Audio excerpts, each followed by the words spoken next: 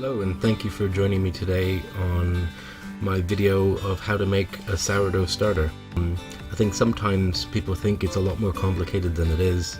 It's very easy to do. If you just follow really simple steps, you'll get an amazing result, and it's really not complicated.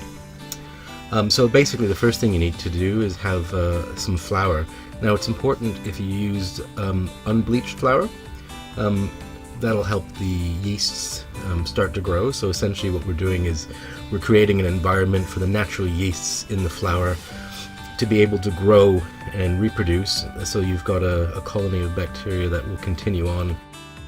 I'm just using a really simple white unbleached standard flour. That's all you really need. It doesn't need to be more complicated than that. Different flours will produce different flavors, but I've used this one and it produces a really good result. The other thing that you really want is to have a non-chlorinated water. So you can take water out of your tap and just leave it out, I think, for about an hour or so, and that'll help the chlorine dissipate. You can do that. You can use bottled water. The next step is to ferment your starter. So you can put that in somewhere nice, dark and warm. I've got it in a cupboard. That seems to work really well. Ideally, you want to keep it at about 26 degrees, but if you put it somewhere, even in a water bath, that'll help get the temperature up and give it a good kick.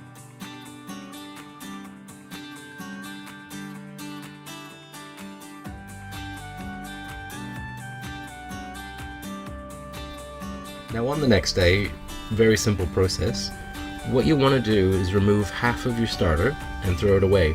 Now I know that sounds, well, initially to me it sounded like a crazy thing to do, because why you're throwing away the thing that you're trying to make. Basically you've got flour there that's been eaten, it's spent flour, so all the good stuff has come out of it, and your starter needs some fresh food. So what you're going to do is you're going to feed it. You're going to do this again by adding equal parts flour and water, giving it a mix, and putting it away somewhere warm. Now what you're going to do is you're going to repeat this process every morning, every evening, for the next 7 days. That's it. It's a very simple process to do. And at the end of that 7 days, or maybe even sooner, depending on every starter is going to be different, your sourdough starter should be ready. So every day, feeding in the morning, feeding in the evening, and that's it. It's that simple. It's not more complicated than that.